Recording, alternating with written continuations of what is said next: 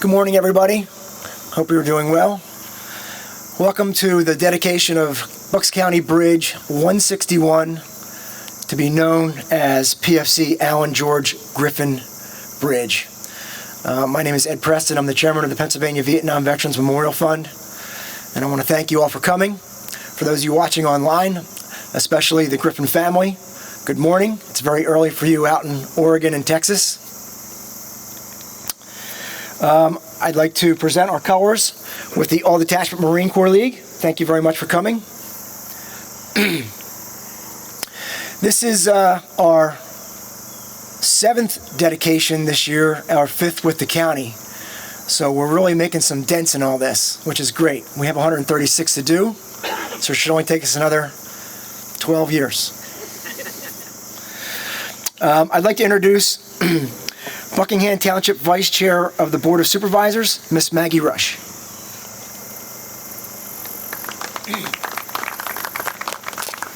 Welcome to Buckingham Township, everybody. First, I'd like to commend the Pennsylvania Vietnam Veterans Memorial Fund on their efforts to dedicate bridges in honor of Bucks County servicemen and women who died in the Vietnam War. It's a privilege for Buckingham Township to honor First Class Private George Allan George Griffin, who gave his young life to service for this great country of ours. Thank you so much.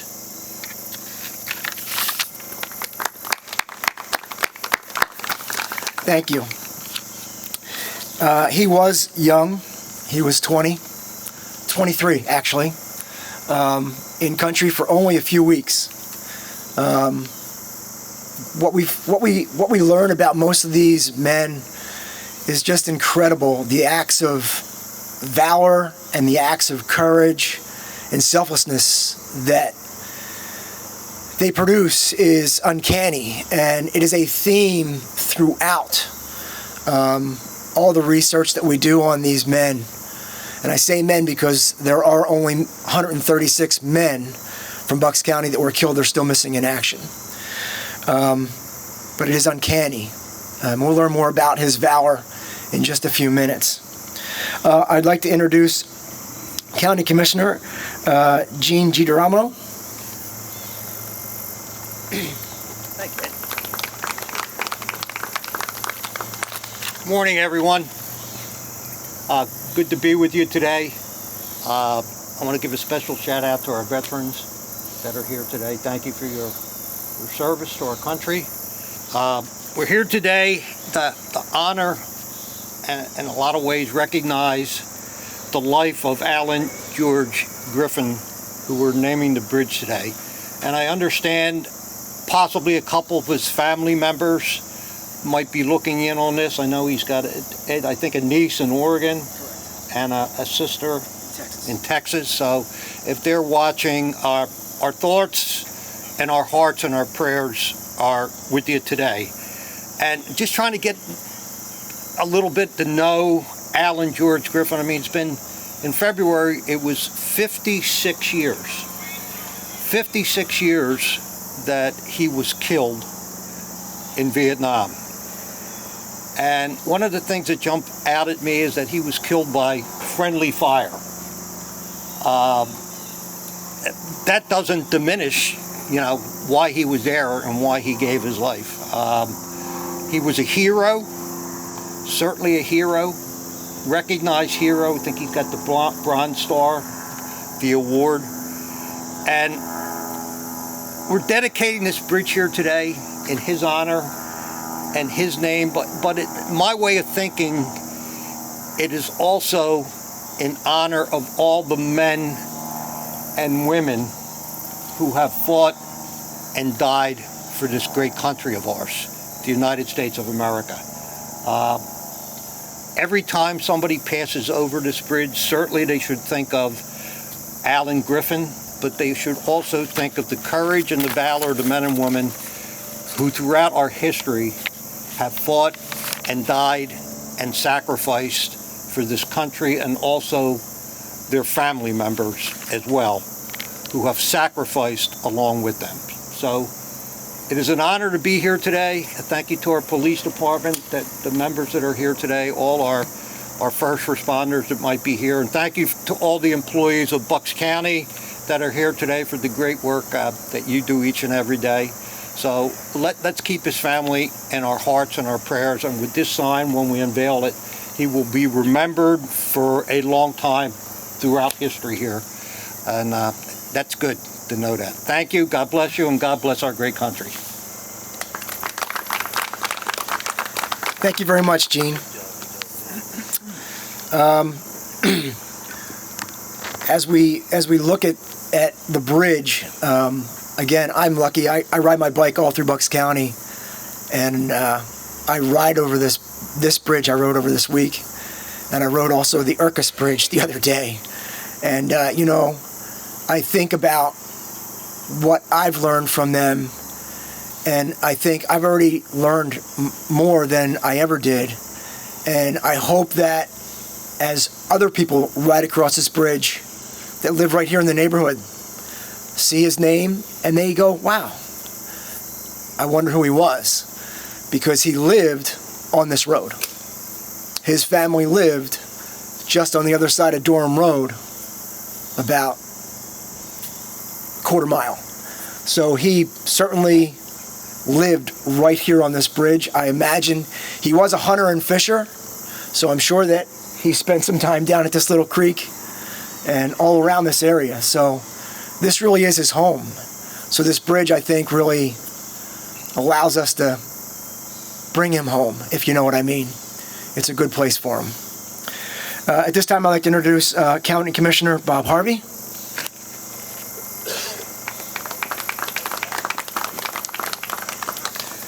Thank you, Ed. I want to echo my fellow Commissioner DiGirolamo's comments. Certainly we thank our staff, Public Works staff, Communications staff, Veterans Affairs Director. Matt Allan could not be here. He's actually preparing for Veterans Expo, which is happening in the next couple weeks, which is, of course, incredibly important to help the veterans here in Bucks County. I want to thank the Buckingham Police Department for their work in helping us close down the road for this ceremony. The county owns about 120 bridges. A few of them are the covered kind that get a lot of attention. Most of them, of course, almost all of them, are very much like the ones you see behind me. Steel and concrete. You drive over them without even thinking that it's a bridge. And they're all numbered, you know, which is sort of an efficient way for our general services just to figure out, you know, which bridge we're talking about, if there's maintenance that needs to be done or something else.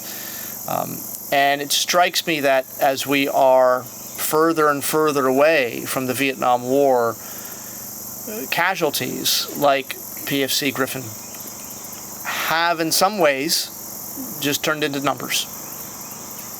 And how sad that is.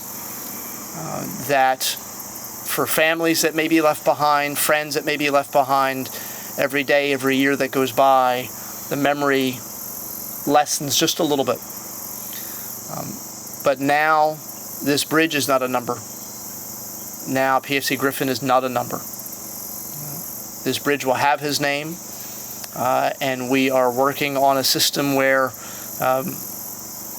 every veteran whose bridge has a bridge named after them will have a link on our website, working even on things like little QR codes for these signs. So if someone's curious, hey, who was this PFC Griffin? You know, take a picture with their phone, and the bio pops up, and his photo pops up, and he becomes less and less of a number.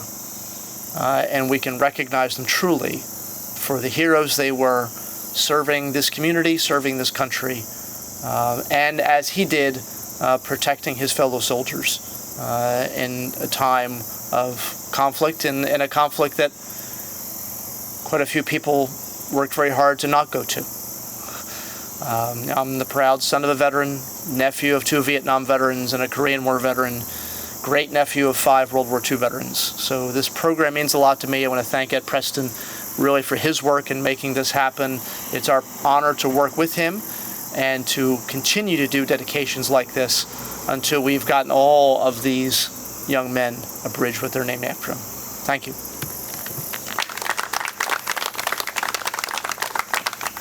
Thank you, Bob. We couldn't do this program without the county, so it is very important. And to remember these men, as he said, a number. Now they're not a number.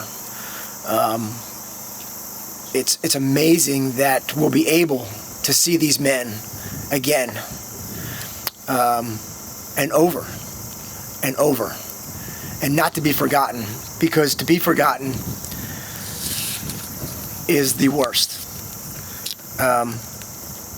We have Vietnam veterans here in our audience, standing behind me, standing in front of me, who I think are probably the most courageous, the most underrated veterans our country's ever produced, but also the most generous. We see today welcome homes and fanfare for these young men and women coming home from today. That is all because of the Vietnam veterans who said they will never allow their brothers to be treated the way they were. Yeah, and they will not. And they have steadfastly believed and steadfastly followed that creed and treated every man and woman, service member, with the utmost respect and dignity that they deserve. So this program brings that backward a little bit to show some of these men that they are not forgotten and it was not in vain.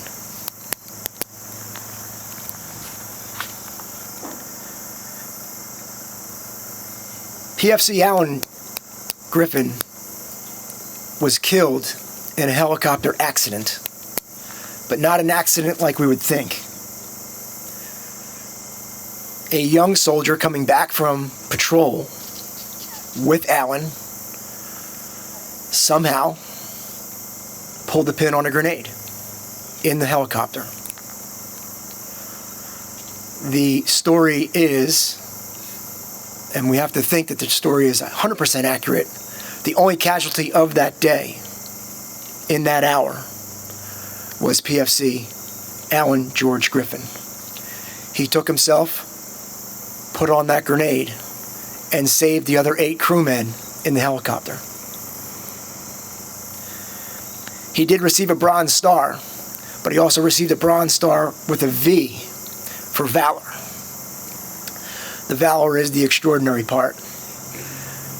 But looking at his commendation, we find that this is not the first time he had done that to save his brothers. In combat, twice, he was seen leaving his line of defense to go forward and bring his comrades back who were injured or dying in battle without sake of his own life. So, amazing the amount of courage and valor someone can have at such a young age in a place that he didn't want to be. He was drafted, but went, as did his grandfather in World War II. Amazing stories you can learn if you just look. So, upon hearing about the death of their family member, one of his sisters wrote a poem, literally 2 days after they got the news. I'm going to ask Lori Moscato, one of our committee members, to read the poem, please.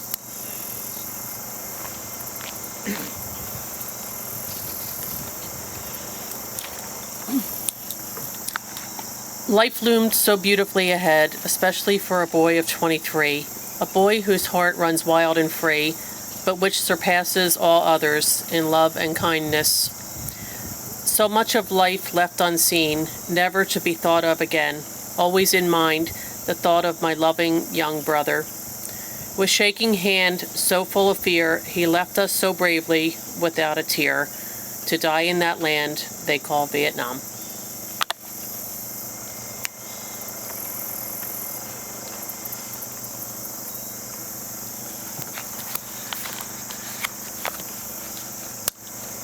If the officers wouldn't mind, please, let's see PFC George Griffin's new bridge.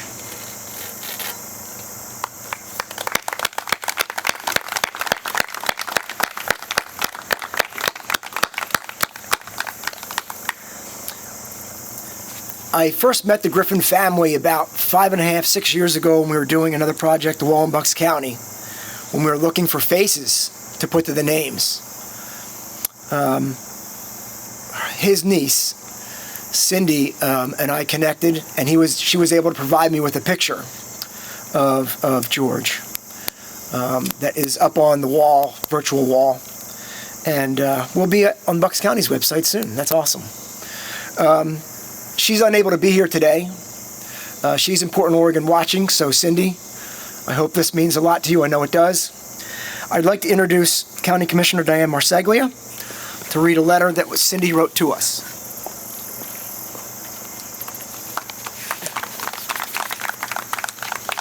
Before I begin, I just want to make sure to thank the veterans standing behind me, as well as Warrior Watch on behalf of the county for being here today.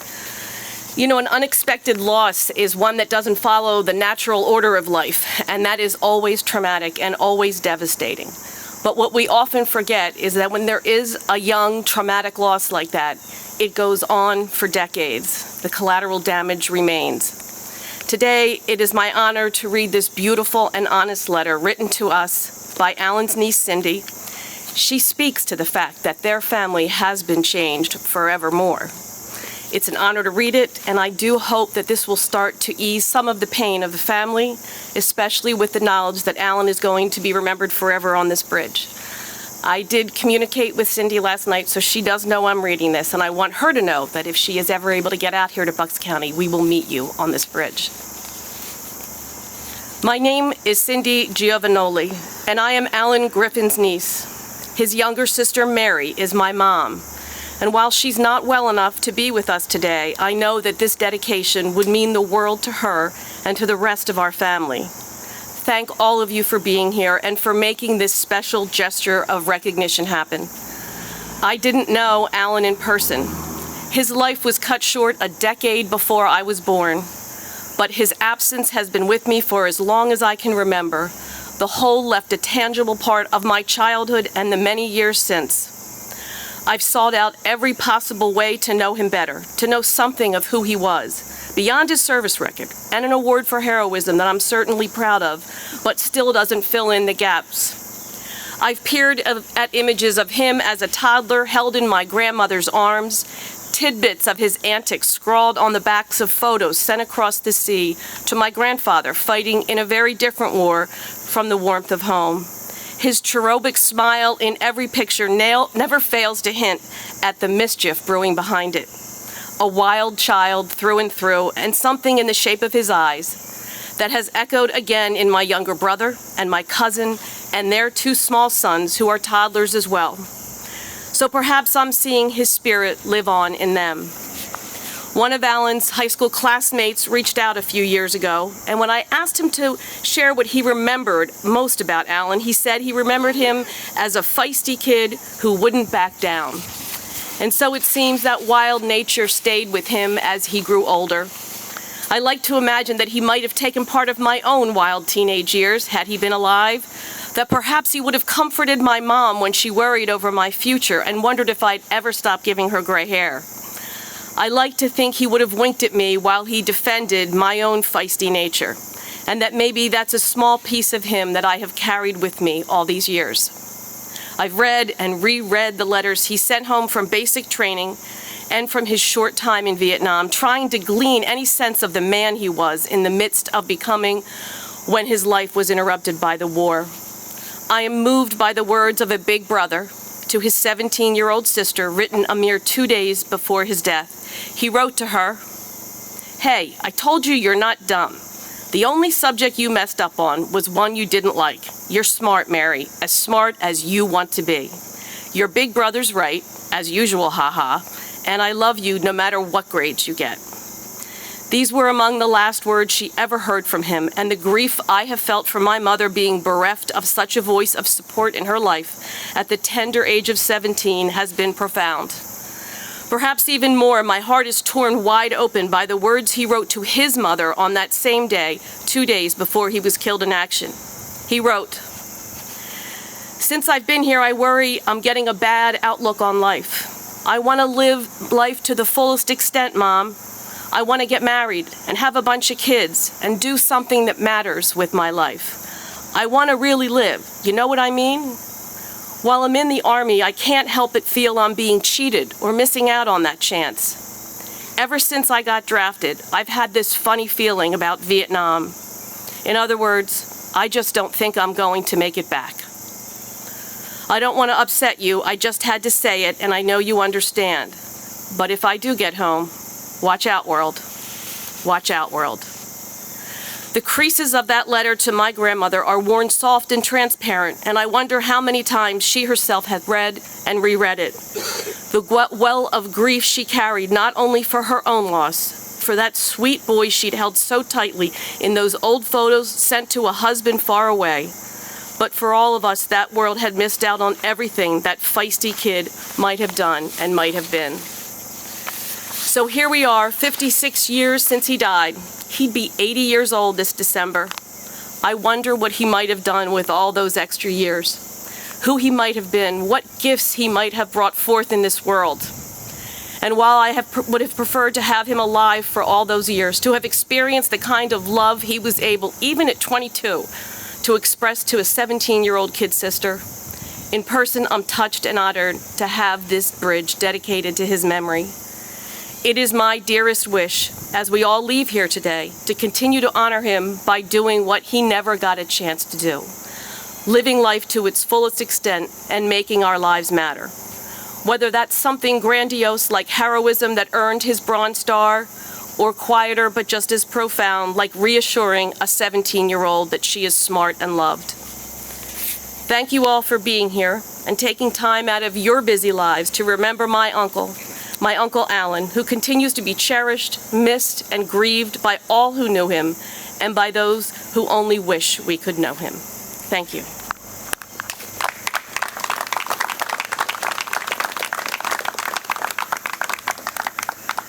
Thank you, Diane.